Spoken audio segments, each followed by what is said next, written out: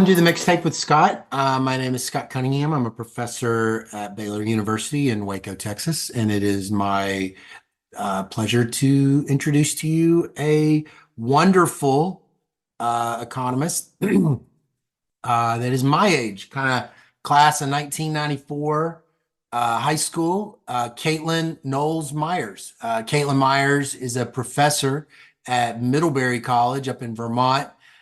She's a co-author of mine.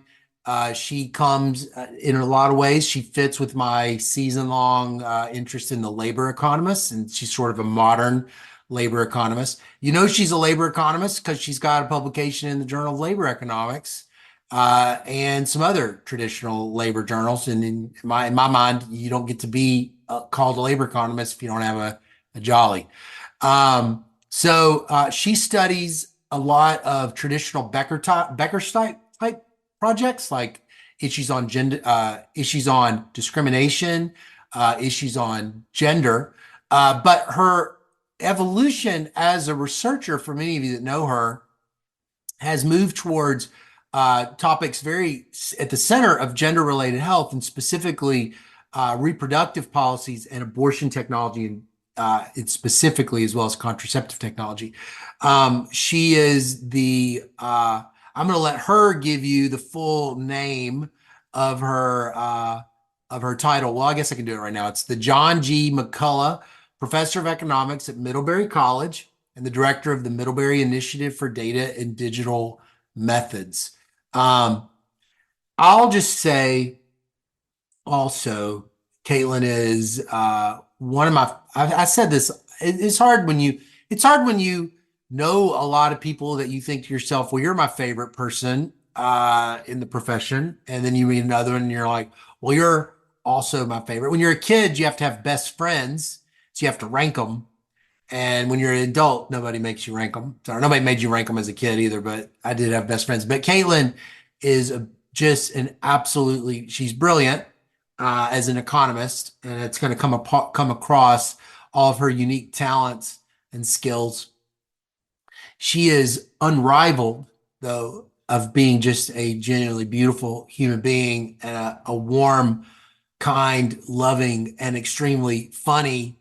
That kind of intelligence-infused humor is basically my love language, and I love just being around her and talking to her. And the great thing about Zoom is I get to see her. She lives up in the north, and I live, in God's country in the South. So she would probably, she might not agree with that, but she'll at least, a part of her will go, well, that's unfair, Scott, that you've put me in a tough jam to choose between Middlebury and Vermont and Texas. So she can see both sides of the argument.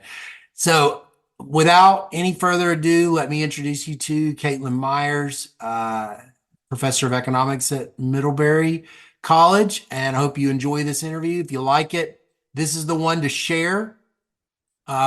This is the one to tell people about. It's a very inspiring. It's even one to tell people that tell your mom or tell your sister, or your brother, or your the person that cuts your hair, anyone, because it's just such a humanizing. It's the human story that you're going to hear with Caitlin. So thanks very much, and I'll see you in a minute. See you in about 2 seconds. Well, it is a genuine pleasure. It's always a pleasure to have any guests, but this is like even more so because this is a friend of mine, Caitlin Myers. Caitlin, will you, for the sake of the listener, tell us your title and where you're employed? Sure. Although, do you want like the long endowed chair title, Yeah, or I want the whole thing. you want the whole thing? All right. Yeah. I am Caitlin Myers, the John G. McCullough Professor of Economics at Middlebury College. I'm also the director of the Middlebury Initiative for Data and Digital Methods. Awesome. How long did that take you to practice all saying that in one? That might be the first time I've ever gotten it out in You got it one. right in one. Nice. Yeah, I'm pretty proud. Awesome. I'm trying to think if I've ever met anyone like you with this kind of double good luck where your first name and your last name is probably misspelled constantly. So is that right? Is there like Abs- a distribution of misspellings? Absolutely. Everybody wants to make my first name involve K's and Y's, and Yes. I feel pretty strongly that that's now I'm going to go with like controversial hot takes from the very beginning. The Caitlin is not spelled with a K or a Y, Right? and then I get an extra E added to Myers all the time. Absolutely. So let's set the record straight. Let's right now. How do you spell your name? I spell Caitlin the way Dylan Thomas, the Irish poet's wife, spelled Caitlin, who I somehow got named after, which is Caitlin, and Myers is Myers. Oh, you sound like you come from good people. Your Or parents are dark good people. people. Okay. What's it? So here's the icebreaker. Tell me a vacation that you took as a little kid with your family that you still have, that you've thought about maybe recently. You kind of think about it every now and then.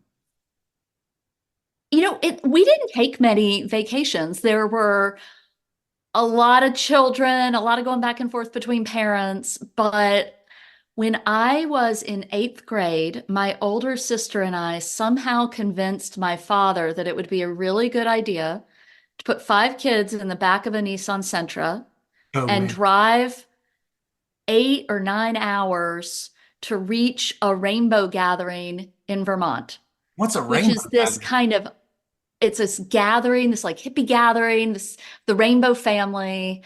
And I don't know what my dad was thinking that this, like that he went along with this thing that we convinced him to do. You But as convinced soon them as to we do got it? there, my older sister and I basically just disappeared and had like 3 or 4 days of fun. Um, I What, remember it fondly, and it was the one and only time I'd been to Vermont before I uh, moved here for a job. what the heck's the rainbow family? What is that? Oh, you should just Google it. I don't I think I can can't even wait. begin. Great. That is a great, Just think hippies. That's yeah. that's what I've got for you. You got a great, your dad sounds like he's willing to just, do whatever. Not really. It was like the one, I think it was I hope he doesn't listen to this. It might be the one time he had fun or attempted to have fun with children, but I think he got stuck with the little children and then the older children just disappeared. it just disappeared, became We rainbow. never had another vacation again. He's like, that's it. I don't trust any of y'all. I'm not going to babysit your siblings and y'all are just going to disappear. Well, so tell me, where'd you grow up? I grew up in a lot of places. They were all south of the Mason-Dixon line. So we've got accents in somewhat common Scott, but you're gonna get like the whole story now. So I was born on a dark and stormy night in Shreveport, Louisiana. And then my family moved to West Virginia, where we lived in a few places, mostly Burnsville, which is a town of about 500 in Braxton County, right in the middle of West Virginia. And then after that, my parents split up, and my dad moved to an unincorporated holler in West Virginia that had 27 people in it. No way. My family was seven of those people. And my mom moved down to LaGrange, Georgia, which is on the Georgia-Alabama border. And I did a lot of went to high school, middle school, and high school in LaGrange. And Grange is then that little town. No, Real Grange is where your mom was. LaGrange, yeah, sorry, it's a complicated story. I basically was going back and forth between a town on the Georgia-Alabama border, which was like a town where the textile milling industry was dying. It was very in serious economic trouble at the time. And going back and forth between that town on the Georgia-Alabama border and very rural West Virginia. Mm. Wow. So you're going back and forth, but you do high school just in Georgia? I did high school just in Georgia You're at doing summers with your LaGrange High dad? School. You're doing summers with your dad? I stopped seeing him for a few summers in high school, so I was mostly in Georgia in high school. But yeah, that was the idea. Wow, 27 people. How old were you there? How old were you when you were in that little town? So we were in that holler, let me think. So my parents split up when I was 9, and from when I was about 9 to about probably 13, I think, my dad and my stepmom and half and step siblings were living in the holler. And then they moved to upstate New York to Allegheny, which is a small town in New York, but I didn't spend as much time there. Oh, okay. Okay. Wow. Were those good years living in that little teeny tiny place? Um, were they good? I don't even know if that's one of the criteria and I might evaluate them on. I think they were really, really interesting. I like looking back on the experiences that I had and the people that I knew, and I I have a lot of really fond memories, and there's a lot that I like about small towns and rural areas. And so Yeah. for me as an adult, I knew that I was really not a city person, Mm, and I knew that I wanted to look for a job in a rural area, yeah. and that's why Vermont was very appealing to me. So what did your mom and dad do for a living? Yeah, so my dad is a really interesting person. He grew up poor in inner city Cleveland. He applied to and got into MIT, and so like left. And he rode his bike there from Cleveland. That is how he got to Boston. How far But he is that? That didn't. seems far. It is far, but he dropped out, I think, in his first year, and he moved down to New Orleans with my mom, who also dropped out of college, and they were living in New Orleans, going to the University of New Orleans at some point to try to, start making that up. And my dad was like painting houses and digging graves, and my mom was going to college, and then my dad in some ways is like a really interesting success story. He did very well at the University of New Orleans, and he got into medical school and Mm, went to medical school at LSU in Shreveport.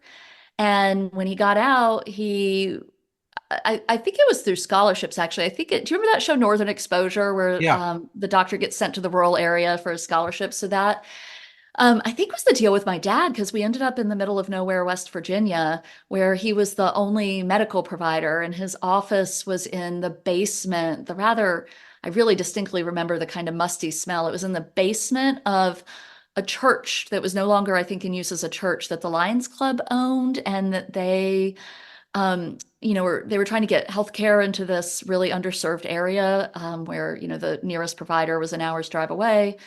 And so he like was operating out of the basement of this church. Um, so it was really interesting. Like when you say, I'm the daughter of a doctor, it was not necessarily your standard upper middle class upbringing of the daughter of a doctor. I'm in very Wow. rural West Virginia, going to public schools, and my parents split up, and I mostly lived with my mom after 9, who worked in the business office of a small liberal arts school. Mm. And we moved back to Georgia because there was family there, so I was near extended family. Wow, wow, wow. So what did you, when you were little, maybe like before high school, when you thought to yourself what you wanted to be when you grew up, or if that ever crossed your mind, what did you want to be when you grew up? I'm going to tell you an embarrassing story. I'll tell you two, actually. They're very related. So do you remember the Sears Wish Book catalogs? Do you ever get those? They're like the Yeah. big, thick, glossy catalogs. Mhm. So living in really rural West Virginia, like I very rarely went shopping. Very, like, there was nothing near us. It was like an hour away. And if an adult was driving to a grocery store an hour away, they mostly didn't want to take a kid anyway. So I didn't get out much. And, there's one convenience store in our town, and that was it. And so when the Sears catalog would arrive, particularly the Christmas one, it was like this huge thing.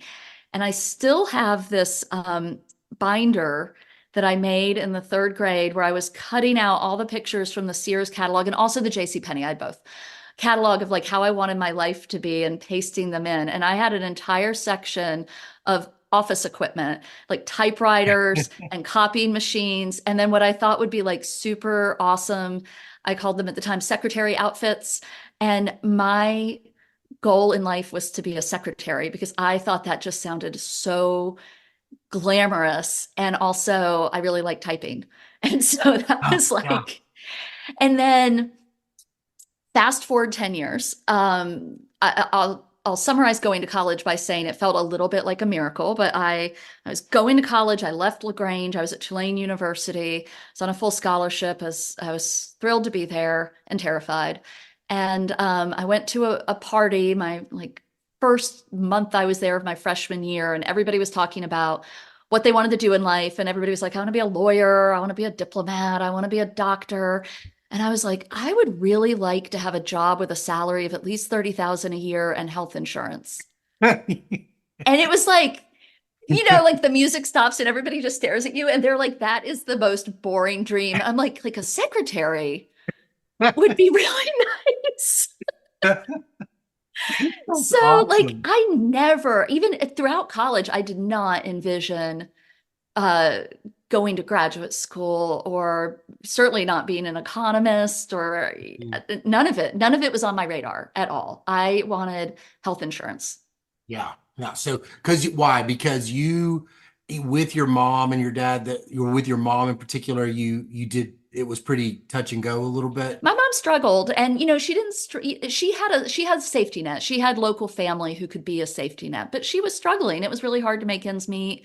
My dad was not uh like a big part of my life for many years, wasn't always in the picture and certainly wasn't your standard doctor either. And I would say it's a complicated socioeconomic picture to paint because on the one hand, um, I never worried about eating, for instance. Mhm. But we were stressed about money. And when I went to college and people talked about things like summer camps and piano lessons, that was all like very foreign to me. I never did anything like that. So I don't know. It was somewhere in between. I guess it was a complicated story, right? It wasn't like a upper middle class suburban coastal family type of story, but also we had some resources to fall back on. And the other thing I'll say we had is that I just read all the time, Mm. like all the time. And for me, when I think about my childhood, like kind of the thing that I think of is just being holed up reading books 8 hours a day. That was what I did, and it was When lovely. you were little or when you were even in high school? Yeah, both, Yeah. always. What kind of stuff were you reading? Everything. I would just go to the library. So when we lived in West Virginia, I would go to the Burnsville Public Library, which was not large. It was like just one small room. Mhm. And I read, like, by the time they moved out of there, and I was about 13, I had read probably most of the books in that room. Oh my God. But I'll confess, this is not intellectual at all. I was particularly interested in the romance novel section. I read all of those. And Yeah. then I moved on to fantasy. I love Piers Anthony and Orson Scott Card. I read a lot of sci-fi. I was big into Heinlein and Asimov with perhaps not a very critical eye. And then when I got to Georgia, I decided, I kind of I wanted I wanted to live a life of the mind with health insurance, but like I was always a reader. And Mhm. I remember in eighth grade, I read like Madame Bovary and Anna Karenina. And did I understand them? Mhm. Ish. I read Madame Bovary again recently and thought, oh yeah, eighth grade me did not really understand everything this had to say about being a woman, Right. marriage, Right. Oh, that's so great. but it was all Um, fiction, I will say. I mean, I read some nonfiction, but my passion was all oh, fiction. I was not reading The Wealth of Nations. yeah, sure. Sure. I mean, so it's a town of 27 though when you're in West Virginia and you're going to that. Yeah, I mean, there's no in 27, seven of them are us. us, so you see them plenty. So you're just finding the library to be just a wonderful, Yeah. wonderful And the place. library was about, I think, 9 miles away. I mean, my sister and I would ride our bike to it. Oh, But it was a ride. But we also, my sister and I, my older stepsister and I were very close in age and um, really wonderfully adventurous. Although I think she mostly was always dragging me away from my book because I would have just read all the. Oh, I remember the summer I was reading Mary Stewart's series, and my sister was like, "Oh my God, you're never gonna leave the house." But we would go out in the woods, and like this is extremely rural, and we would go build forts way yeah. up in the holler, and like we attempted to dam a creek to build our own swimming pool, but we mostly just created a marsh, and we Oh, found an old abandoned cabin that had some bags of concrete that we like dragged out of the woods to try to improve our dam. There was the time that my dad shot a deer in our garden out the bedroom window, and then we were all cleaning it, and my sister and I had decided that we wanted to make our own buckskin clothing. Oh, And God. so we, of course, I had a book. I went to the library, I got a book, and I know what the perfect book. I know the perfect book. And what you do is you use the brains to cure the skin. So we like had the brains in a little bag and we put them in the fridge without telling my stepmother. And then we forgot about the skin soaking in water and we forgot about the brains until everything. This maybe isn't a very tasteful story, but let me Oh, just yeah. say it was really gross. The first time is the experiment. The second time you get it right. You need to do it twice to get it We figured never out. got a chance to do it again. We had a really similar growing up. I mean, I also spent all my time riding my bike and going to the library. It's such a, the library is something that not every, I don't know if every kid gets to have that kind of experience of just disappearing in a library, the local Yeah, library. It's wonderful. absolutely. It was my quiet, peaceful spot. It was a spot where I even now, like I just love walking down the rows, like the stacks in the library. Yeah, It's a happy place for me. I went back to my hometown library recently and I was like, I cannot believe these ceilings are not 10,000 feet tall. They used to be so tall, and I'm like in a normal building. I don't remember it. Um, so you go to high school. How big was this high school that you went to? I think it was about 2,000 students. Oh, okay. LaGrange's educational system is really uh, uh, interesting and at the time I think at least at the time it was shockingly bad. So let me tell you a little bit about LaGrange, Georgia. So I was moving from very rural West Virginia where not many people had college degrees. The poverty rate was high. When you think about stereotypes of Appalachia, that is where I was. It wasn't like sometimes people from the DC area tell me that, like, I don't know, like they know West Virginia from right over there. I'm like, that's not really where I'm from. Right. But so it would fulfill a lot of your stereotypes. And when we moved to Georgia, I was moving with my mom and my brother. And we moved to a town that was larger. It was about 25,000 people. But that town was also struggling economically because the town had been dominated for 100 years by textile mills, a little Mm. less than 100, and they were all owned by the same family, the Callaway family. Mm. And the Callaway family, they're actually cousins of the Callaway golf people that you might have heard of, like Oh, okay. same people. And there were a bunch of mills, but the mills, and this is kind of a classic story, right? The mills had been closing one by one, the mills had been closing. And so when we moved to LaGrange, it was also fairly economically depressed. And in that way, not particularly different from West Virginia, but the huge glaring difference was race.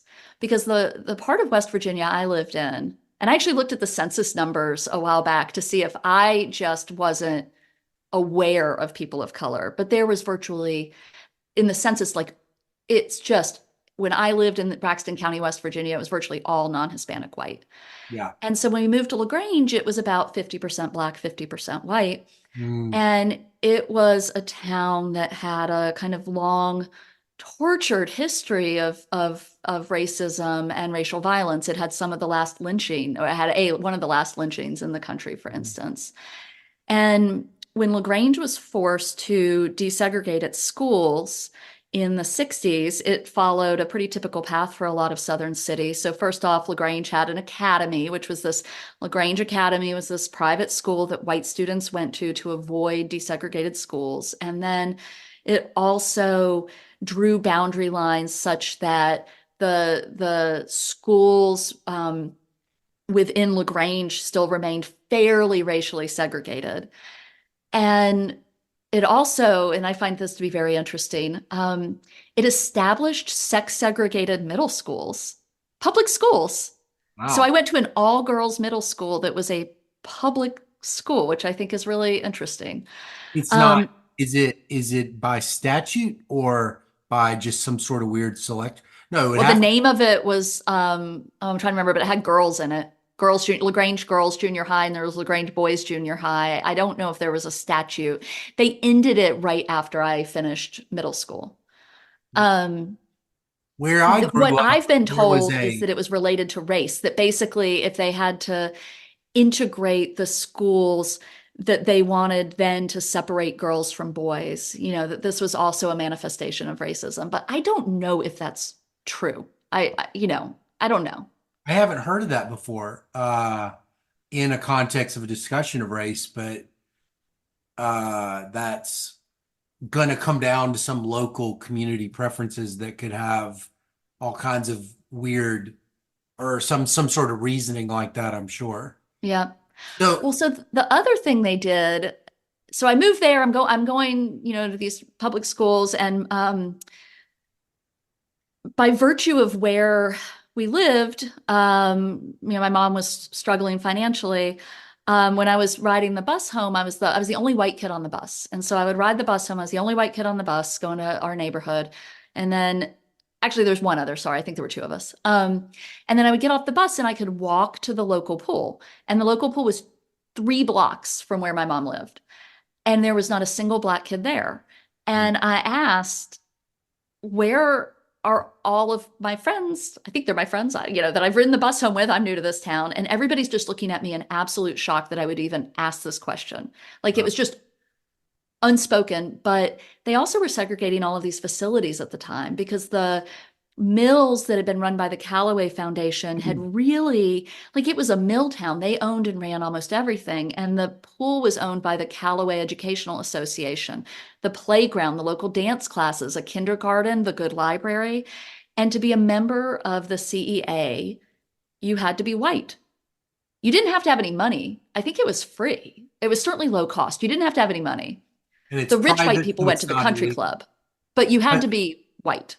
so it's private, so it's not illegal. It's a small town, and it's like probably no community pressure to change it. At the time. They eventually, so this segregation remained until the mid 90s when they um, dissolved the Callaway Educational Association and gave all of the facilities to the local college. Um, So, but while I was there, that was the situation. And I would like to claim that I immediately protested, that saw this for the horrific injustice that it was. But I was 9 when I arrived, and when you're a kid, you just think that the adults around you know what they're doing and that this is the world, right? And so you just kind of accept this world. mm, But it did, I will say over the years, it slowly started to dawn on me that there were a lot of injustices in this town. yeah. And when I was in high school, the high school is about 80% Black. The NAACP led a lawsuit against our school district saying that we were de facto segregated, which frankly was true. And the Justice Department was intervening to try to desegregate. And my senior year of high school, I was walking through and this is in 94, 95. Yeah. I'm walking through all of these lines of protesters, and really it was such a pivotal moment in my life to try, while I'm still in it, to see what I'm in, right? Like it's really hard to get a good vantage point.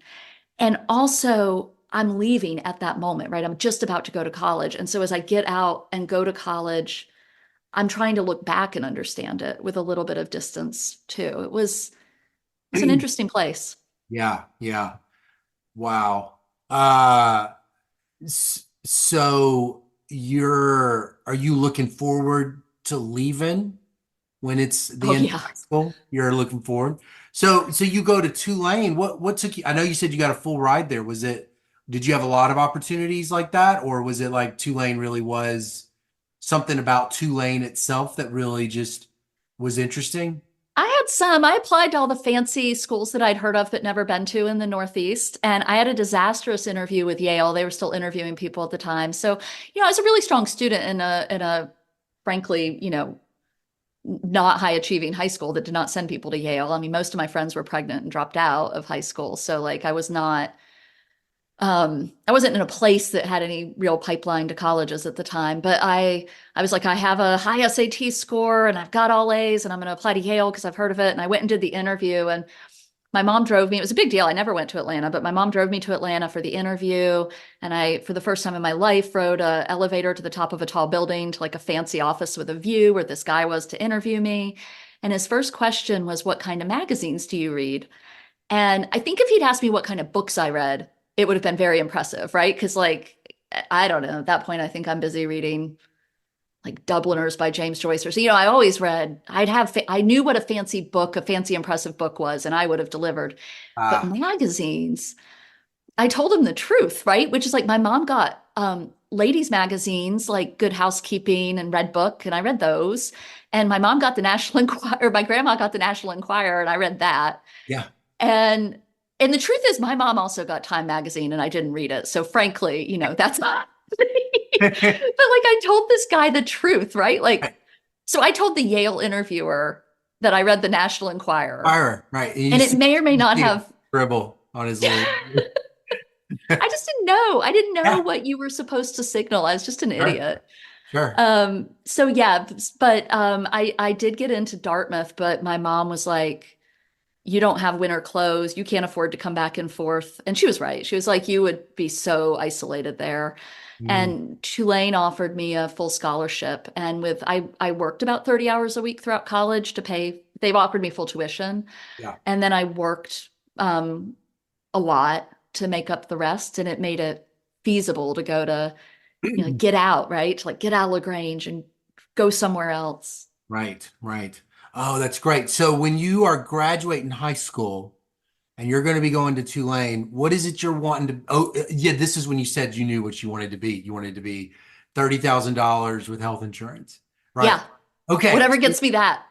So I am surprised on your Vita, it does not say bachelor's in English. It says bachelor's in economics. So how did that end up happening? Well, first of all, and Latin American studies. So when I got to Oh, college, I started dating a guy who was a little bit older, and he was a Latin American studies major, and I did not know what I was doing. And I decided to major in what he was majoring in, and I enjoyed the classes, even though I had never traveled to Latin America and I did not speak Spanish, but I started taking Spanish.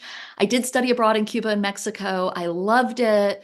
I was really interested in it. And then when I was a junior, this is such a kind of classic story. I thought, oh, am I going to get a job with this degree, earning $30,000 a year and having health insurance? I right. don't know. I don't have any connections. I don't, like, what am I going to do with this? Right. And perhaps rather than investigating that more carefully, and I was like, I better do something like kind of quote practical. Yeah. And I was under the impression that economics was a practical degree, and I had taken some economics classes.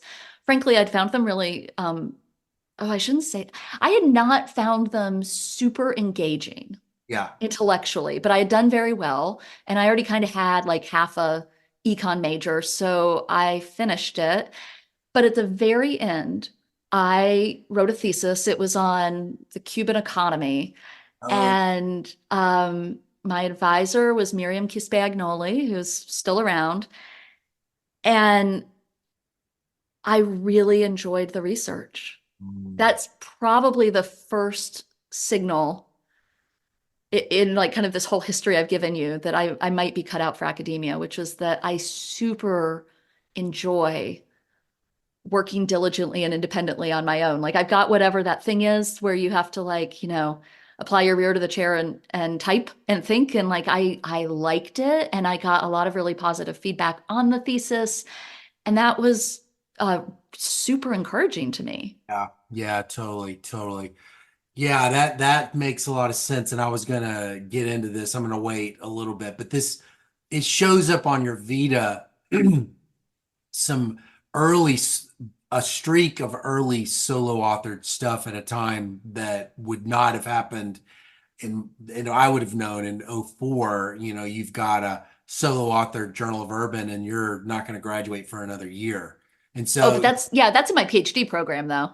that's what I mean. But even Yeah. then, like, I don't feel like that's modal back when we were in grad school. It was not common. It seems more common now. These young people are coming out with way too many publications. But I would never have gotten a job. But I mean, I didn't know anybody that would have done so well before they even graduate. But I'm getting ahead of it. So you graduate and what happens? Do you immediately go to grad school? Nope, not quite. I graduate. I am 21 when I graduated. I skipped a grade way back there in the story. And I am engaged to be married, Okay. and my fiance is from Texas. He actually, kind of fascinatingly, is from prison in Texas. His father was a prison warden at a bunch of Texas prisons in Huntsville and Lovelady, Sugar Land. Yep. And the kids of the wardens, kids of a lot of the staffs actually grew up within these prisons, which also operated like farms, or frankly, we can get into this. I would very critically say somewhat like plantations in a very problematic way.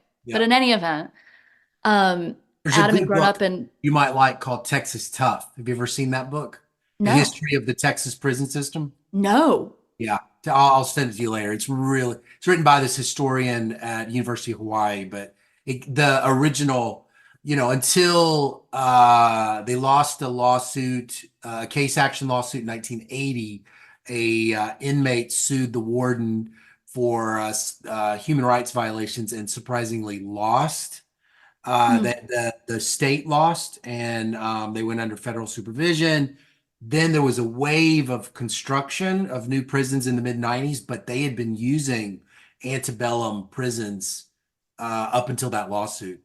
And so, the anybody like that, so that would have been like you graduate and you're in college in the late 90s, he would have grown up in the antebellum.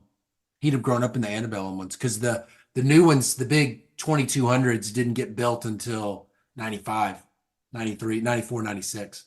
Okay, Yeah. so you're like, so what's happening? So you're So I'm in, graduating from college. My fiance is not going to graduate. He's a carpenter. He dropped out a while back. He was a carpenter, bartender. He wanted to move back to Texas. I had not lived in Texas, although Shreveport, where I was born, is mighty close.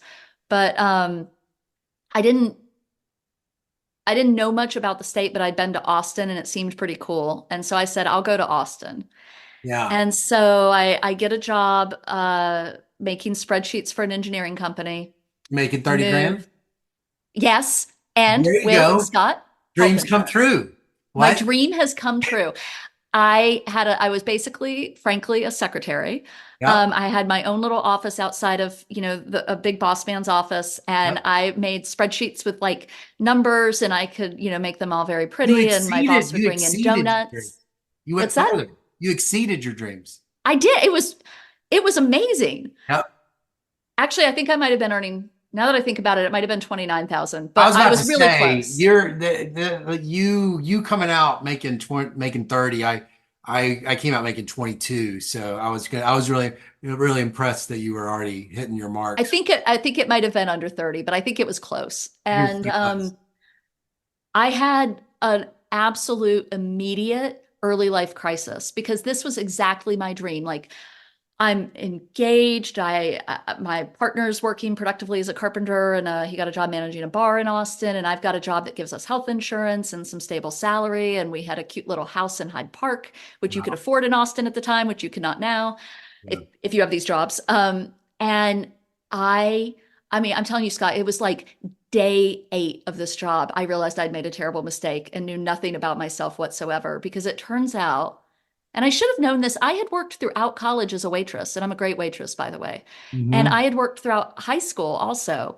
But it turns out that I super duper hate um, being told what to do, um, and having to sit there very still and quietly and do it, especially when it's like boring. Like, I found it just absolutely mundane drudgery, right? Like, where I'm just spending the whole day like looking at the clock. It's like 9, it's 9:20. I was so bored, and I couldn't comprehend that I had finally achieved this level of financial stability and yet was so miserable. And I went to my fiance. We got married pretty quickly after that, but I think he was still my fiance when I was having my crisis. And I was like, I'm miserable. I don't know what to do. I think maybe I should just go back to school. I'm really good at school. I like school. I succeed at it. And UT Austin has they would tell you they have the best Latin American studies program in the country. And I thought I'll go back for that. Oh, So I took a few hours off and went and sat in on some graduate, like PhD level classes in Latin American studies, thinking that was what I would apply to. And I was actually kind of turned off by them. It felt a little bit like American imperialism church, where we would just be like, all the problems are American imperialism, which frankly are a lot of the problems, don't get me wrong. But then everybody would just say amen. And it didn't feel at the time to me in the places I was like the type of inquiry I wanted to be engaged in, which was being able to ask questions like, why? Why do we believe this? Why is this true? I felt a little bit like that was off the table. And instead, we just had to know what we all believe together. yeah. And so, since my other degree was in economics, and keep in mind, I'm still 21. I know nothing. I don't really I'm not asking anybody their opinion. I just went and took the GRE and I applied to one and only one program, UT Austin's econ program. And the deal with my husband was if I got in, I would go there. And that he, when I finished my PhD, would move anywhere I wanted, which is a pretty good Mm, deal. And if I didn't, that he would consider moving for another program if I was still miserable. mm. I don't know why they let me in, Scott. I hope they're not listening to this, but I'm going to tell you, I had only taken Calc 1. Yeah. I had never taken econometrics. I wonder what your essay was, though. It was about growing up in a holler in West Virginia and the questions that it had inspired in me about the causes and consequences of segregation, of poverty, and it was about income mobility. Um, but does a great essay about coming from a non-traditional background overcome having never seen multivariate calculus? Who was Like running the Dan Hammermish was there, right? he was. I don't know who was running admissions in that moment. I've never asked them if they I've never been like, what were you thinking? No, they were like, this is if somebody was like, oh, this is obvious. They probably could tell, you know. I mean, that's the thing is it's like you're trying to discern all this noise, but they nailed it. They completely nailed it that someone out there is thinking, well, I'm a genius. I called Caitlin Myers. I misspelled her name, but I called it. That's great. So you get to UT, and so tell me what happens. You get to UT, and I mean, what was it like when you get there? Terrifying. It Yeah. was it was a lot like going to college where I found out, I get to college and all these people have all this experience and background that I don't have and it's just, stranger in a strange land and I get to graduate school and just everybody knew so much more than I did. It was overwhelming and I actually had a lot of shame about what I didn't know. Mm. Um, I think my real strength there was my ability to hole up for hours and read. And I flippin' went and got a calculus book, a linear algebra book, a real analysis book. And I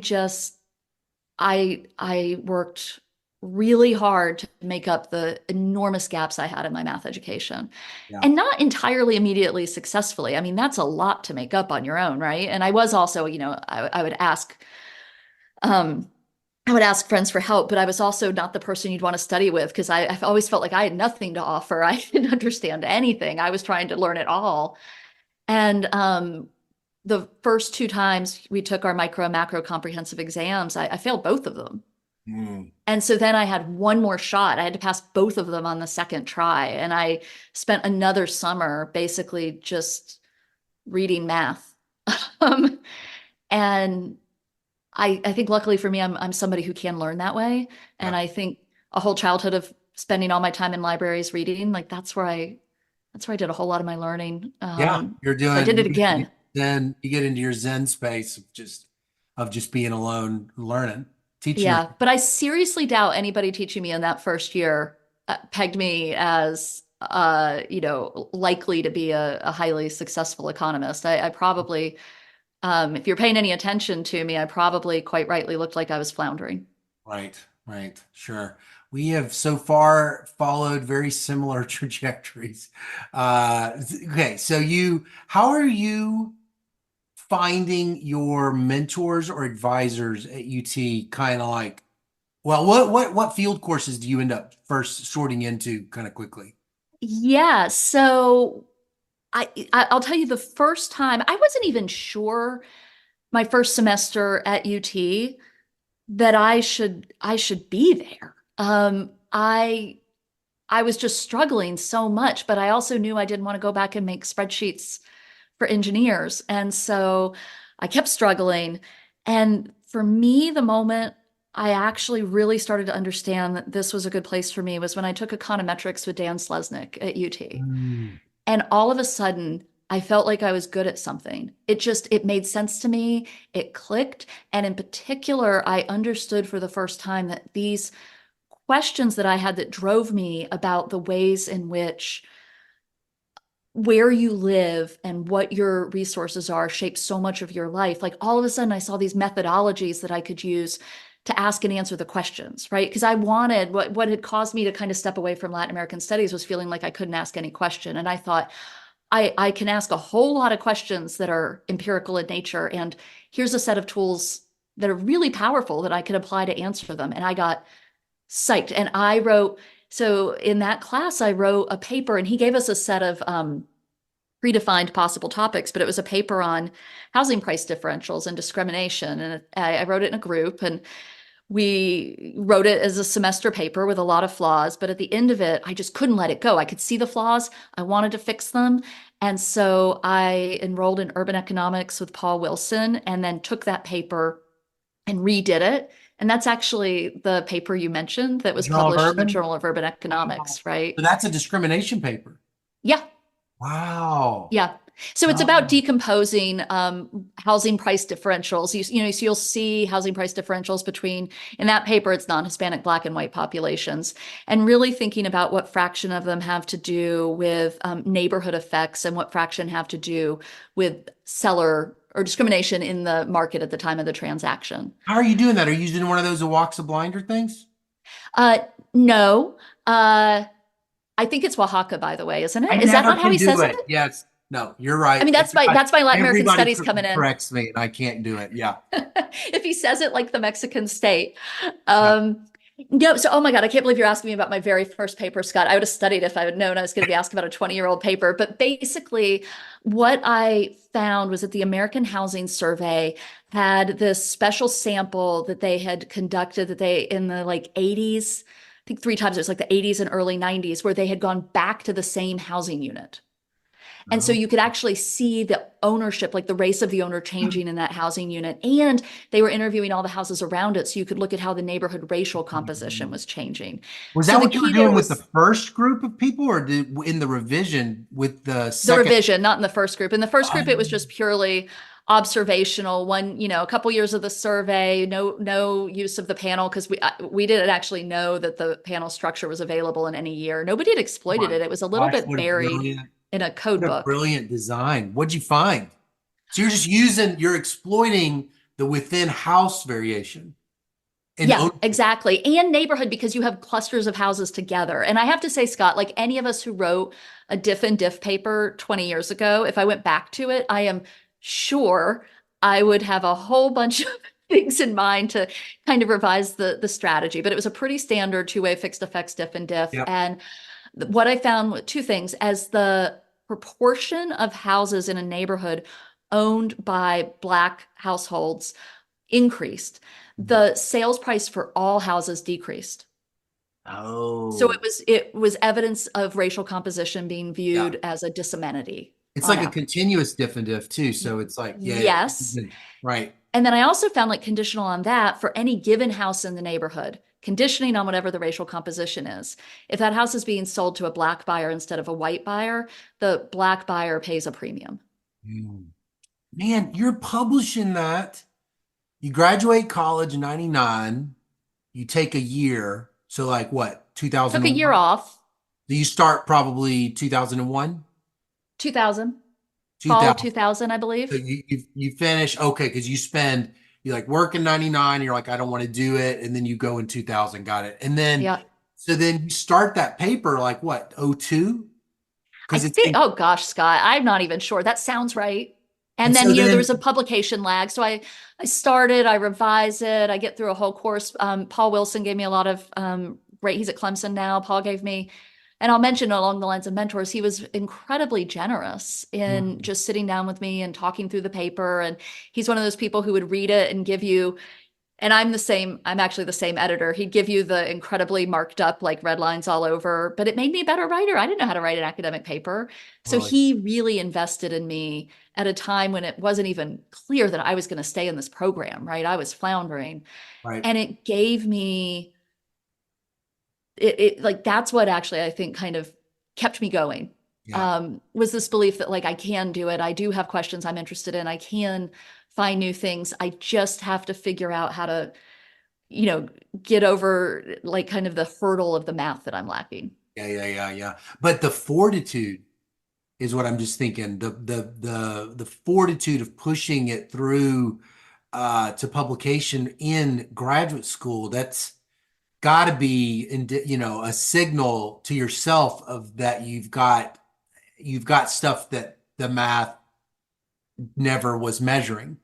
It was, and I think it did give me confidence. That was really exciting. Like having that paper accepted for publication was huge. And at about that time, I also started taking labor economics classes, and I had Steve Trejo and Gerald Ottinger and Dan Hammermesh, and they are Yeah. all wonderful labor economists. And I wrote a paper in Steve Trejo's class on the Family Medical Leave Act and Mm. using also some diff and diff methodologies, and got really good feedback on that and started working with Dan. And what happened, I think, was that I would share these ideas and I would get detailed feedback and encouragement. And so even though I felt like such an imposter, and I don't even know if it was imposter syndrome. I think I was an imposter. Did any of these people know that I like only applied to one school and didn't have a strong math background? I don't know. But they kept encouraging me and they kept giving me good feedback. And yeah, it was really exciting. So what was your job market paper about? My job market paper was on consumer discrimination. So, if you think back to Gary Discrimination. Becker's, You're yeah, so if doing you think, discrimination for a long time. Keep going. Sorry. well, I will tell you, I was really interested in gender in the economy. And one of the pieces of advice I won't name names. I think everybody was giving me, I think we'll file under the category of a form of tough love, sound advice, but hard to hear. Uh, so a couple pieces of tough love. I was told to lose the accent and not say y'all when I went on Oh, the that's job market. that's that's that's rough.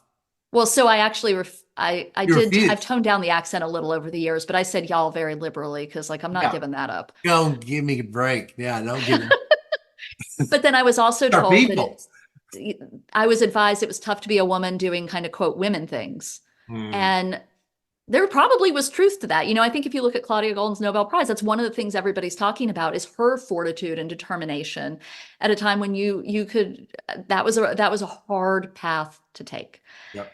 I think maybe I wasn't quite as confident or quite as brave, and I thought I'm really interested in discrimination. I had all these experiences in LaGrange, Georgia, and I don't know if they are anecdotes about the last town in America being dragged into our post-racial society by its fingernails, or if they are representative of the types of pervasive prejudice and discrimination that might still exist. And these are questions for econometrics to my mind, right? And so I have a series of papers on them. So I have my housing price paper. They're all sole authored. I did a paper on removal of affirmative action in California. And then my job market paper was on consumer discrimination and how you can measure consumer discrimination, which in many ways is kind of from a theoretical perspective, the most insidious possible source of discrimination because markets aren't going to compete it away.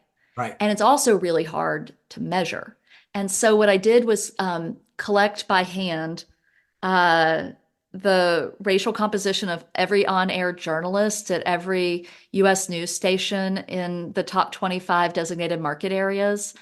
And then Dan Hammermesh very kindly bought Nielsen ratings data for me because I had zero money. And so I don't know if it was a big deal to him, but it was a huge deal to me. He was like, "Oh yeah, I'll just buy these data for you." And Mhm. so I looked at the relationship between the racial composition of on-air journalists and the ratings for the Oh my markets. gosh, you did that? That was your idea? Yeah. Where'd you end up publishing that? I published in one of the BE Press journals, which were brand new at the time and seemed Yeah. like a good idea. And I think Nice. it's gotten a little forgotten and lost Yeah, over the it's I think years. I have one of those. I bet we got published at the same time. That's brilliant. That's such a great strategy. Wow. Wow. So you go to Middlebury. So you graduate and then you've got this like, this incredible success as a grad student and you got this pipeline. What was the job market like? Um, it was really good actually. It was a little bit overwhelming. So I had a lot of interviews at the meetings. So many that I had to turn some down and cancel some, which was shocking to me. Absolutely shocking. Like I was ready to just take everything I got. I, I suspect that my advisors must have gone to bat for me because it was Yeah. such a like encouraging outcome. Mhm. And I did kind of the usual back in the day, hotel room to hotel room set of interviews, got some flyouts. But at the very beginning of the process, I had sat down with my husband and talked about what we really wanted. And I love teaching. I really, really love teaching. And I was worried that if I went, I mean, this sounds presumptuous because I don't even know if I would have gotten like an offer from an R1, but I was worried that if I went to a school that really focused on research, that my passion and the time I put into teaching might be seen as like, at best, my cute hobby, Right. and at worst, a sign that I'm not intellectually Yeah, yeah, yeah. serious. And so that might have not been fair, but that was like this impression that I had. And so I had Yeah, this impression that if I were to go to one of the liberal arts schools, kind of that really value teaching and also encourage research, I thought that could be a good balance for me. yeah, yeah, yeah. And Middlebury, being in a rural area was also very attractive. My husband really was interested in being in a rural area. And so Middlebury had been at the top of my list of all of these schools. And when they made me an offer, I was thrilled. Thrilled. Wow. Wow. So I feel like, Caitlin, I remember seeing a website, and I'm embarrassed to say this. You're gonna say, no, that wasn't me. Did you used to have a bunch of chickens Oh, yeah, I still have chickens. and they had funny names? Oh, they still do.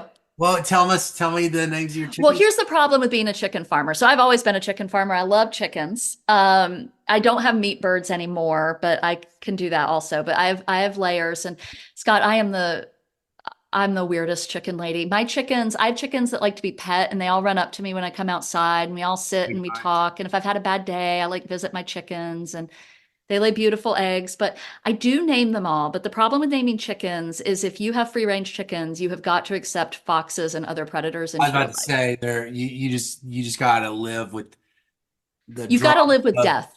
with death. Yeah. And I will tell you some names. Some of them are no longer with us. I had Tobit, Logit, Hecate, and Peckett. And I also, this is my favorite chicken name, and credit to my colleague Paul Summers, who named this chicken, Yeah. Heteroscedas chickadee. Oh my gosh.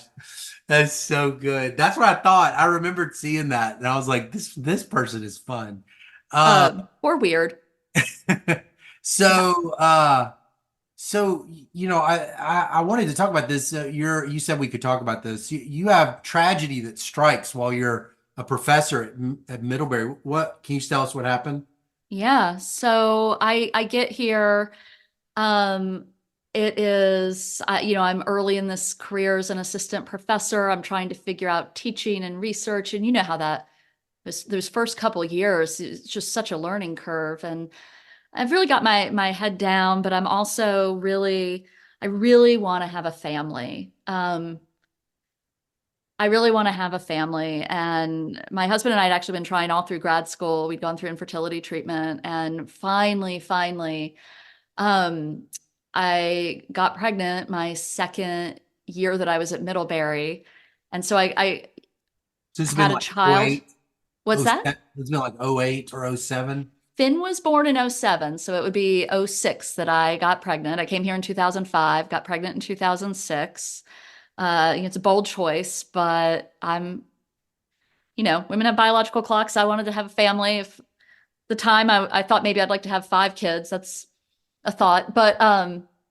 And I had Finn, and then a year later was totally surprised, and there is irony here. I will share that I have experienced an unintended pregnancy, and all of a sudden I was pregnant again. And so I had two sons, 2 years apart. They were born 2 years apart, uh, before tenure. And my husband became a stay-at-home parent to make this work, which I will always be so grateful for. So he was also a volunteer firefighter. That was his passion, and he bartended a little bit at night to get out of the house. And it was a job, so you didn't get yelled at because you were behind the bar, not in front of it. But we were parenting two small children, and when our children were 2 and 4, so this is still pre-tenure, in 2011, we went down like we did every summer to visit family, and we visited my mom in LaGrange, Georgia, and then we were driving to my husband's mom's house, which is in Bucksnort, Tennessee, which is Yeah, Buck Snort. I used to have a bumper sticker that said Buck Snort, Tennessee. you did Because I not. swear I went to high school and college. Yeah, you'd take it on I-40. Uh-huh. You'd go through it. Yeah, Bucks. How can you not? You'd stop there. You're like, I gotta get. Yeah, keep going. Scott, the only two things at that exit are two gas stations and I an adult know. bookstore. Yes, I know. I And know. my mother-in-law's house. She had nothing to do with either of those Yeah, businesses. that's right. That's right. Oh my gosh, keep going. So we were driving with our in our minivan with our 2-year-old and our 4-year-old in the back, and we had just left LaGrange. It was right on the Alabama border. We'd already crossed over into Alabama, and we were talking about kudzu, as one does in the South. And all of a sudden, everything in my life stopped. And a car, I'd actually been turned around saying something to our 4-year-old, so I didn't see it. I only heard my husband, who was driving, scream and felt the impact. But a car crossed the center line and hit us head Yeah. on a rural highway. And I I remained conscious throughout the entire thing, and I can't quite explain what that level of force feels like, and the sense of everything spinning around you, and just you. I had such a memory of understanding that it was all changing and I couldn't stop it. And when we came to a stop, I reached over to my husband, fully expecting him to know what to do because he was a first responder. He was a firefighter. He responded to traffic accidents. He would know what to do. And he was just gone. And it was so unbelievable. He was just broken, he wasn't there. And I have a really vivid recollection of just the fine layer of glass on his lips and his nose where he wasn't breathing. It should have been like moving, brushing off, but he was just gone. And I really just wanted to never move again, just be there with him. But our kids were in the back seat and they were screaming. And Finn, our 4-year-old, was screaming, "Why won't daddy answer me?" And I was like, oh my God, I've got to move. And so I got out. The other driver was killed too, and the other car, and he was the only person in the car. So it was just me and two injured children. And Do you have a cell phone? yes. And I called 911, and then I called my mom, and I remember just saying, like, get here. Like the call no mom wants to get. My mom's like, on her way. And then a random guy in a truck stopped. He pulled over, and I just handed this poor man. I mean, it's like a horrible scene, right? It's horrible. And I'm just out of it. And I was injured too, but I wasn't really aware of that. So I'm like bloody and, I'm like, I hand him a screaming 2-year-old who's fine, but I'm trying to get to my 4-year-old who's trapped in the car. And I just want to comfort him and he's covered in blood. And it was just awful. And it's like that morning, I had delayed our departure so that I could get a paper that had gotten rejected back out to a new journal, send it to the QJE. And it's like an hour later and everything has changed and I don't care about any of it. I don't care about my papers. I don't care, like everything has changed. It's all come to a stop. And it's just so surreal. Like we went to the hospital and they stitched my injured sons. He had head injuries, but luckily they were superficial, just a lot of blood. And they like stitched him up and he had a broken leg and they like put him in a cast and, then it's like 2 p.m. The accident happened at about 9:30 and at like 2 p.m. they just send us on our way, right? Like you just open the door and walk back out into the bright sunlight and all of this has happened and my husband is gone and I just Okay. I thought in that moment that nothing would ever be okay again. And at the same time, when you have kids, you make them dinner. Like, there's no option, you Yeah. know? Oh, oh goodness. I'm so sorry for that part of your story. I know it's like these things that are definitive parts in your story, they're so complicated because they are, the life-changing things. And if you later learn to love life again, you don't know how to exactly where you put all those things. You know what I'll talk about learning to love life again because I think that's right. And I think for me, for a long time, I was just putting one foot in front of the other. I went back to work. Middlebury really generously offered to give me a semester leave from teaching, and I thought, let me teach just one class. I would have been teaching 2 or 3 that semester. I don't remember because I need to be with my kids, but also I need to not be with my kids some. I need to go somewhere where I know what to do and how to do it, and my husband's not supposed to be here, and I can like for a split second, maybe not remember all of this other stuff. And that happens for me when I'm teaching, when I'm excited about something. And it happened that semester. And I was really honest with my students. I told them, I mean, imagine that for our first day of class. I'm like, 6 weeks ago, my husband was killed in a horrible car accident. Now I'm going to teach you urban economics. Be kind to me. And they were, and we were kind to each other. And I said then, and I say it now in the face of life's tragedies and fragility. There is meaning and comfort to be found in the pursuit of knowledge and ideas, like in these things that we do as academics. yeah, They're not frivolous, they're not superficial. You don't have to feel guilty about loving them. They're part of the human experience and the human condition is to understand each other and make connections and create new knowledge. And so for me, coming back to work gave me some meaning and some purpose when everything else just felt wrong. right, And I was grateful for it. And then what I kind of realized as time went on is that you learn to live life in parallel to grief. It doesn't go away. I'm not very fond of phrases like getting over it or overcoming it. Like it's always there. These tragedies are always there. They're with me. right, But also a couple years after the accident, I met the most amazing, wonderful man and remarried. And we have a blended Brady Bunch style family. Children have all lost a parent one way or another. And we are so full of joy in our daily lives. And one of the things that really strikes me about that is that my husband, Andy, lost his father to suicide when Andy was 8.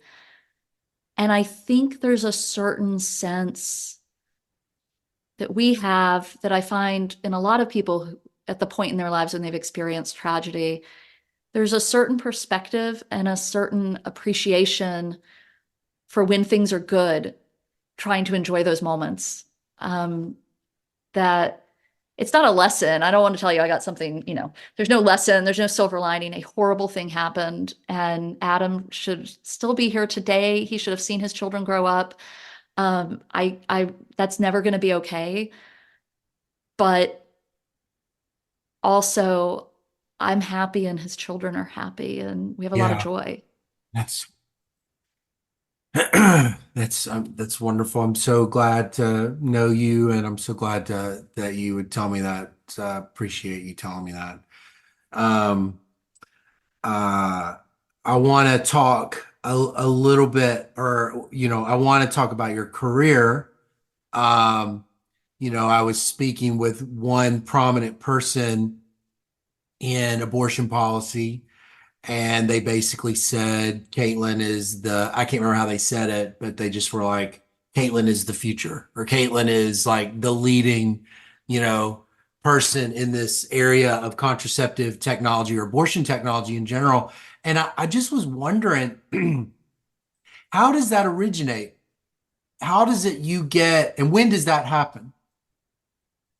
I was always interested in this question because if back in grad school, I was interested in gender and the economy. I was interested in discrimination, and I was particularly interested in questions about gender differentials in labor market outcomes and where they come from. And I did focus on it partly because of advice and lower hanging fruit and whatever. And then I got to Middlebury and I wrote some papers that are more, about different topics from really fruitful collaborations that I benefited from. But all along, this was in my mind, like, this is what I wanted to be doing. And I had started a project on gender differentials in the 60s and 70s with a student just for a term paper. And as part of that process, I started to realize that the conventional wisdom about the role of contraceptive technology in the 60s and 70s was really perhaps built on incomplete evidence. And that in particular, as I was analyzing data and looking at the effects of the diffusion of the birth control pill, I wasn't seeing strong evidence like I expected that it had played a substantial role in family formation. But everywhere I looked, Roe v. Wade would pop up.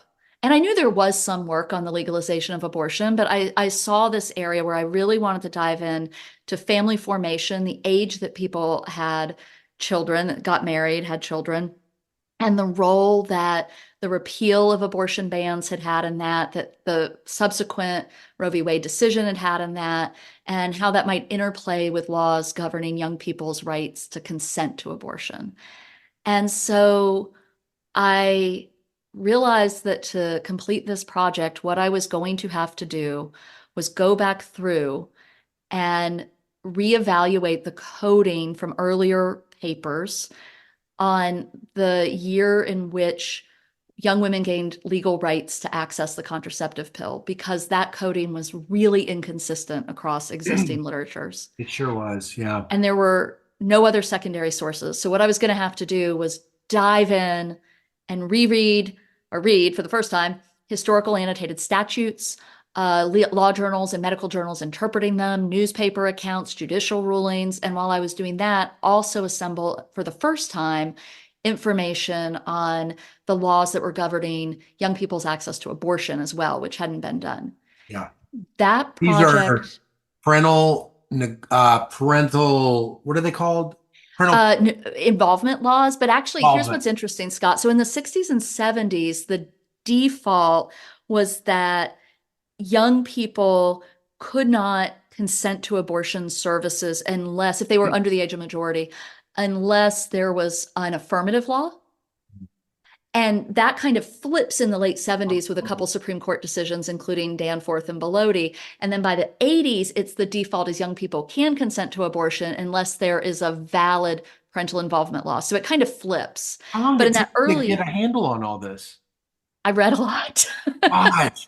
We for the listener, me and Caitlin wrote a paper together, and I remember just think Caitlin you did so much meticulous research on exactly when abortion clinics closed and not just simply downloaded when they might have lost some sort of particular license and you were like calling places. And I just remember thinking, Caitlin is really not going to be satisfied unless she is 100% sure she cares about the data being correct.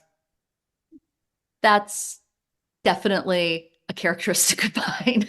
That's I am incredible. really, and it's why I'm slow. I don't have a huge volume of output that I'm teaching, 5 classes a year and I got 4 kids, but I am really slow because I really, really want to be sure. And being in a place like Mhm. Middlebury has given me a certain luxury to be slow. Right. Um, I spent a lot of time on that without knowing if this would ever pay off. I just wanted to know the answer, really. Yeah. And in Right. fact, the first paper using that legal coding, which was then called The Power of the Pill or The Power of Abortion, it was published as The Power of Abortion Policy. That's actually the paper I was sending back out to the QJE the morning of the accident. So for me, like that whole first paper of mine is like all tied up in this moment. And it got rejected at the QJE. And when it came back, I was post accident and I was slow. I was like thinking through sludge. Everything was slow.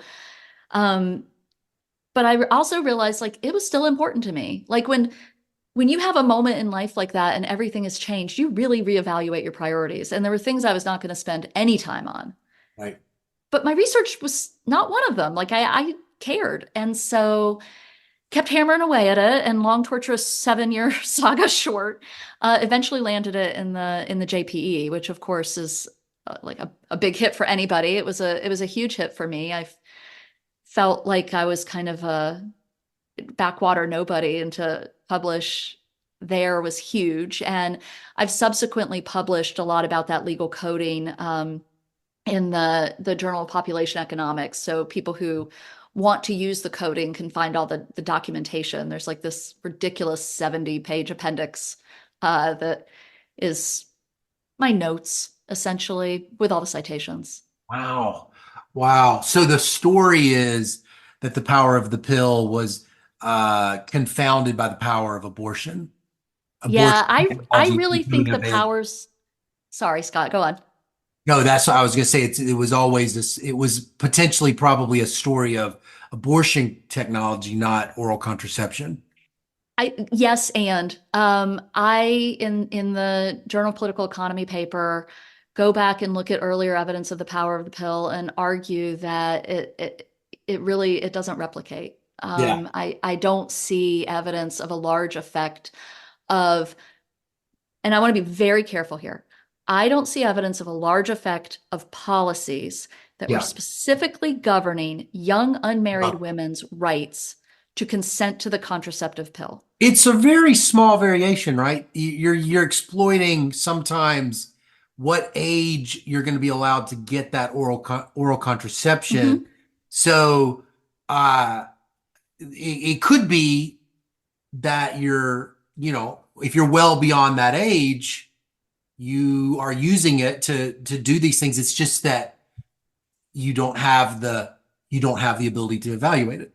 You don't have the ability to know that because that particular part of the policy appears to not really matter. Yes, absolutely. And so, one of the things I want to be very clear on here is that we don't have a natural experiment for the existence of pill Yeah, technology. The pill right. comes onto the scene in roughly 1960, depending on how you want to measure on the scene, but it appears. Yeah, And if you were, let's say, 19 years old and unmarried and living in a state where it wasn't immediately available, that certainly likely impacted your ability to access it. But you could, I think, pretty reasonably predict that as an adult married woman, you were going to have access to this new form of contraception. totally. And if what's going on is about the decisions we make, like there's still the possibility that this mattered, but the power of the pill literature wasn't using variation in the existence of pill technology because you can't. Yeah, It was yeah, using variation in pill policy. And right. for young unmarried And women, that's a subtle difference. subtle but important because I Yeah, think that a lot of the conventional wisdom that's been built on that literature should be reevaluated and softened a bit because what I see in the data is a lot of evidence that the diffusion of the contraceptive pill to young unmarried people fueled the sexual revolution. But Mm, what people were doing was substituting from, in large part, abstinence to pill protected sex. And the pill has a failure rate under typical use in the first year of about 8 or 9% then and now. It actually may have increased unintended pregnancies. yeah, right. And what mattered for whether those resulted in motherhood at a young age or so-called shotgun marriages was just how available the quote safety valve of abortion was. The effects of abortion are so clear. You can't, I don't see evidence of an effective pill policy, but legal access to abortion reduced the probability that somebody was a teen mom by about a third. And it Wow. reduced the probability of getting married as a teenager by about a fifth. Wow. Those are really big They're effects. huge effects. Right. Right. So what was the response when you were shopping this paper around? You must have known it was a top five. I mean, you could feel it inside you because so many of these pre-power papers had been in QJE and so forth. So you knew I'm sitting on a really important paper. But what was the broader community's response to it? Was it hard to overturn that conventional wisdom? I think so, and I'm not sure I ever did. I think a lot of people, um, folks in the field definitely know the paper, but I think folks who, I've heard it's been assigned in like graduate classes and people take the data and they replicate it. And I think if you what I would say is if you look for yourself, I think what I'm saying is pretty clearly there. There's Right. not an obvious effective pill policy. There's strong evidence of an effective abortion policy. Yeah. Um, That said, it was actually kind of hard to shop. I sent it to the QJ first because they had published Martha Bailey's More Power to the Pill, and Larry Katz was the editor, who was a Power to the Pill author. And I thought, he knows this literature really well, and I got a helpful set of referee reports and a very helpful, quick response, very cordial, but basically just that it wasn't important enough. Not like any specific criticism of the methodology or this isn't right, but just, doesn't merit. It's probably a rejection many of us have gotten Yeah. from top journals, and that's okay. We got to have thick skins. Yeah. And sending it to the JPE felt pretty bold, but I also keep in mind, this is all happening like the year after my husband's death. Yeah. Things that had fallen away that I did not care about were academic prestige. I Yeah. cared about the research. I honestly did not. I was like, the only reason I cared about getting tenure was because I wanted to be able to support my children. But, I was kind of like, whatever. I don't have the energy to worry about this. So I sent it to the JPE because I believed in it. But also, I don't know that that was a particularly wise decision. And Jim Heckman was the editor. I had never corresponded with him. I had never met him. He did not know me from anybody. And, I've heard lots of horror stories about JPE publication, and I will tell you, mine took 7 years to publish, 3 rounds of reviews, multiple referees brought in. Seven from the R&R. No, from initial publication. And Seven. part of it's on me, Scott. I want to be really clear. Part of it's on me. I was slow because I was bogged down with all my life Yeah. stuff. Right. So it's Right. not just on them, it was on me too. But every time I felt like Jim Heckman, this giant in our field who I did not know at all, he was paying attention. I got these really detailed letters, the really helpful letters, Yeah. really thoughtful letters. And I felt like he was challenging me in really difficult ways. I didn't feel sure throughout the process that I would ultimately land in the JP at all. But I do have, so it was nerve-wracking, but I have to say, what I did feel was like grateful that he was paying attention. I felt like he was paying attention, and that Oh, was more than I felt like I had a right to ask from the field. I wasn't very confident. yeah.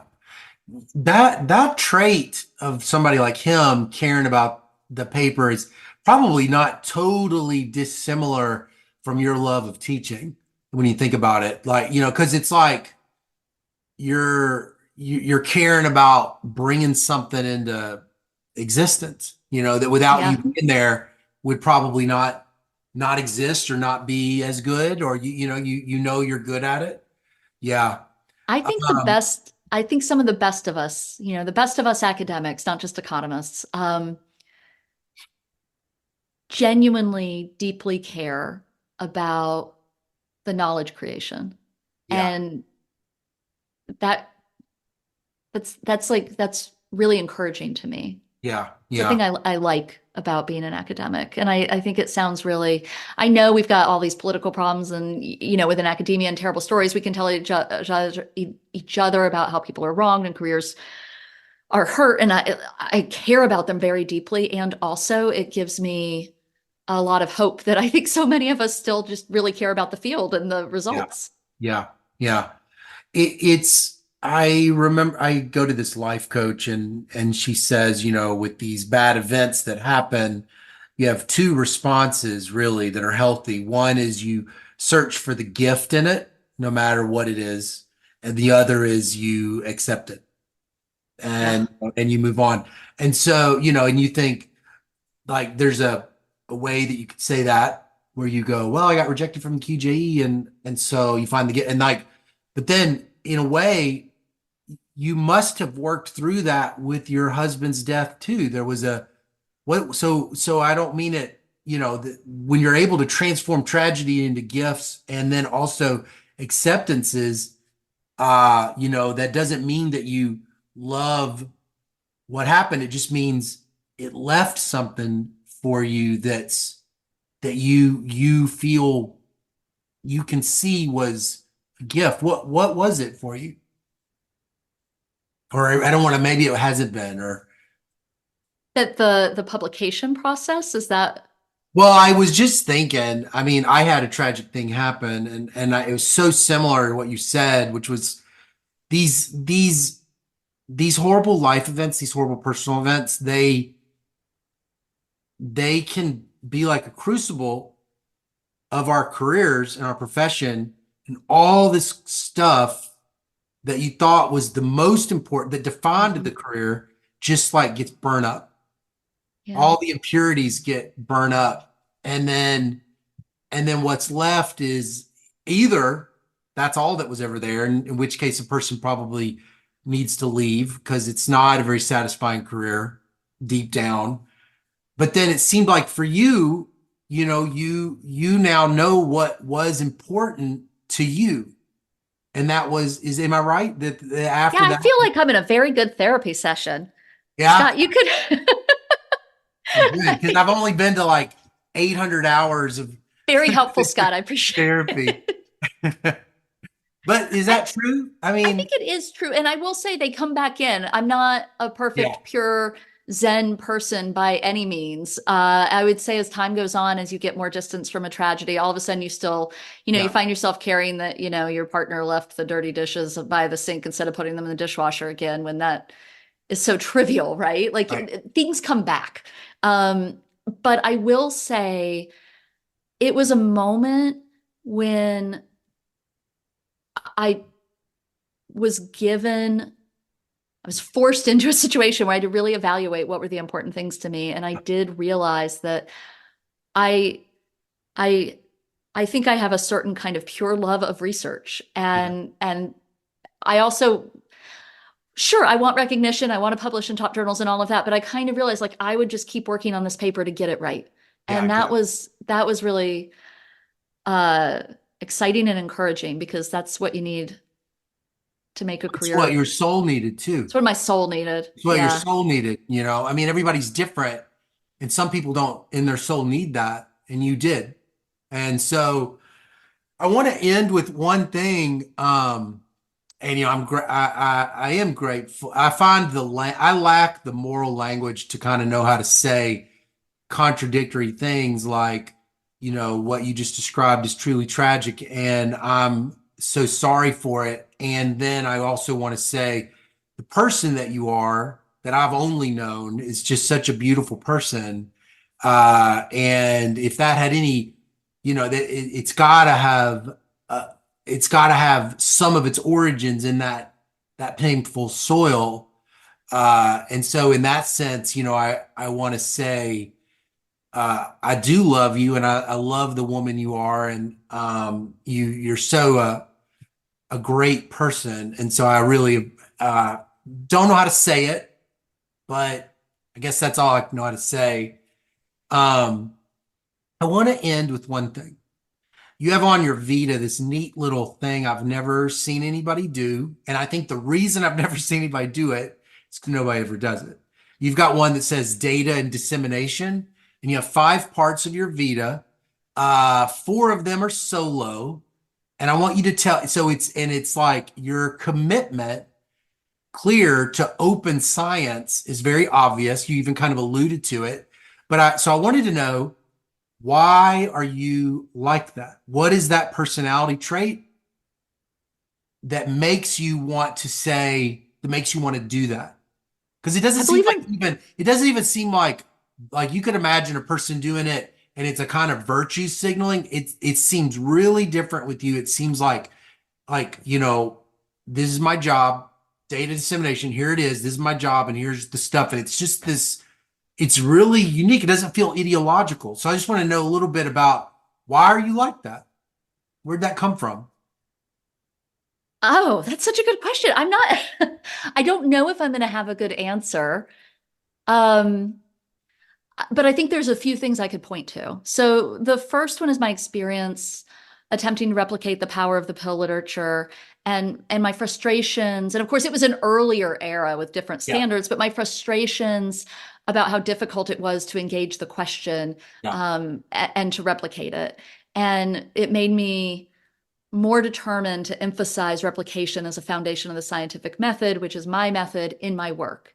Right. And so for instance, my replication packages since then that I always produce, they're, I think, exceptionally clean and well documented. And I teach a course on causal inference at Middlebury. I use your textbook. Thank you, Scott.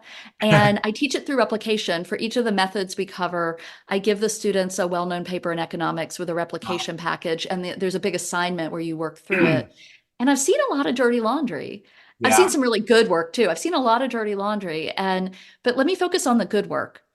Ted Miguel is he is an economic god of replication. Every time I look into one of like his papers with students, I'm always like, this is so clear. It's so well Mhm. documented. And of course, he's a big proponent of it, but it inspires me to produce Wow. similar quality work. And in my field, which I guess is the very niche field of using the tools of causal inference to study the effects of abortion access and abortion policy on people's lives, because that's really where my career has gone Yeah. since that JPE paper. And I can't do it all. But what I have done has largely involved really painstaking collection of data, a national database on all US abortion facilities, a quarterly survey of appointment availability at those surveys, collecting state health department data to get county level abortions. And I don't think it's in the interest of science and knowledge and public policy if I just hoard the data that I collect and then tell everybody what I found with it, but don't let them, kind of look inside the analysis. So I want my work to be replicable and I want other people to do more work. I And wonder so if that's, I try to get it out there. well, people will gatekeep their data. And I don't want to judge this. Finding the right language isn't the right, but it's like you can gatekeep the data in a lot of ways that's like rational, because you can say, I incurred all the fixed costs, Mhm. so I'm not going to let you write all the papers, because et cetera. And it's funny, you said it kind of burned away a lot of the things like prestige and stuff. And I think, it seems like you have this humble honesty of getting it right, wanting truth to get out, thinking that other people looking at it can only be about better answers. And you've lived actually sort of out of compliance with the incentives to just be about yourself, you know? And it's like, it's uh it's very inspiring. It's very inspiring. And you're so kind, you're such a kind person in it, the way that you go about it. It's really great. It's really great that you do that, and that you've committed to that. It's interesting. I mean, maybe there's a lot of young people that are like that, but you're class of 94 like me. And so, it's kind of neat to see you being like that. So I want to end on this.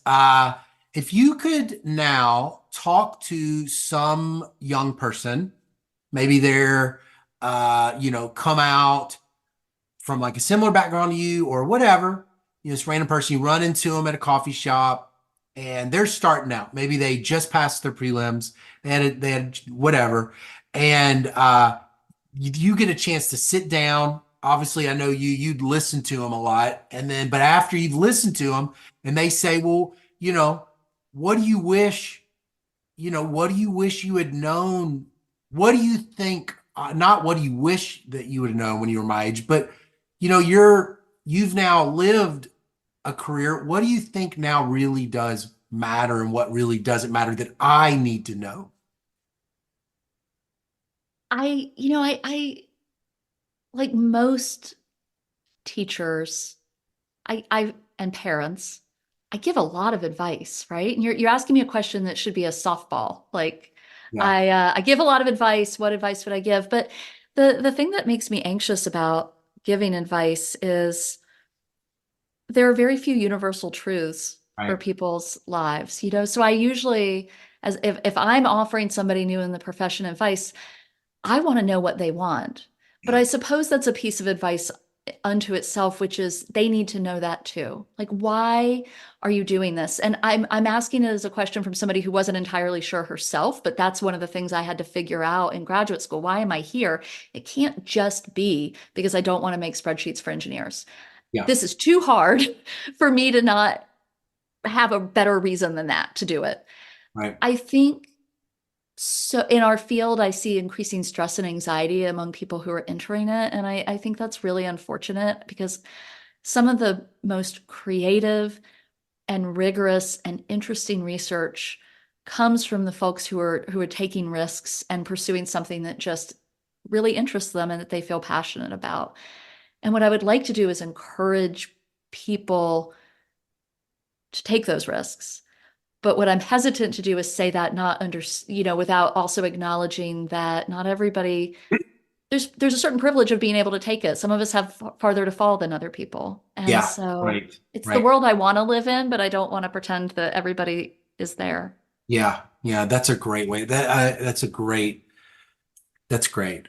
Well, Caitlin, I haven't gotten to see you in a long time, so I'm so glad Zoom exists, and it's so good to see you and to get to talk to you. I am so appreciative of everything you have become and continue to the kind of person you are. And so, thank you for sitting down with me and t telling me your story. Oh my gosh, Scott, you're welcome. This was epic. I hope you're not about to like tweet that that Caitlin never shuts up and this is your longest one ever. You can cut out Oh, half of it, but can I just say how much I like talking to you? You're so good at drawing things out of people. I'll tell you anything. You are such a lovely, warm person, and this service you do to our profession by making sure everybody knows that we're all humans in this profession is really welcome. And so thank you. oh, thank you so much. Okay, well, you have a great day and a great week and a great semester.